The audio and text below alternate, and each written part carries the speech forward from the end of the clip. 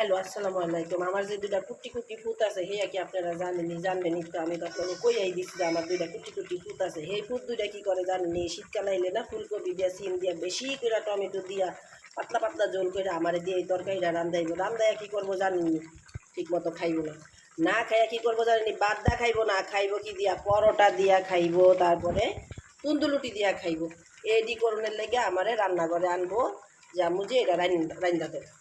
এই কুটি কুটি পুতেরও জ্বালায় আমার চুলার পর আউন লাগে এই তরকারিটা রান্ধনের লেগে। অহন এই তরকারির মধ্যে তো আমি ধনিয়া পাতা দিছি, এটার মধ্যে আবার আমার আরেকটা পুত আছে ইনানে করবো কি ধনিয়া পাতা খাইবো না, বাচ্চা বাচ্চা বাচ্চা বাচ্চা ফালাই দিব।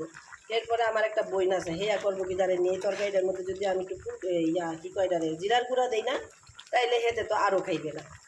এ জিরার গুঁড়া পছন্দ করে না, হের পুতে ধনিয়া পাতা পছন্দ করে না। আমার আবার এগুলি দিয়াই রাঁধতে খুব মজা লাগে। তো এই তরকারিটা গেলে অনেক স্বাদে রয়েছে, আমার পোলারা খাইবো, এই আমি খুব ভালো মতো জানি। পরোটা দিয়া আর তন্দুরুটি দিয়া বাদ দিয়া তো খাওয়াইতেই পারবেন না। আর এমন শীত পড়ছে যে কড়াইয়ের মধ্যে আমি হাত রাখতে পারতাছি, আল্লাহ বুঝেন।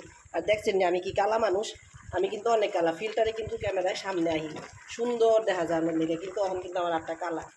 যাক, অনেক কথা কয়ে লাইছি। আপনারা ভালো থাকবেন। তরকারিটা কিন্তু অনেক স্বাদের রয়েছে, আপনারা কেউ নজর দেন না। টাটা, বাই বাই, আল্লাহ হাফিজ।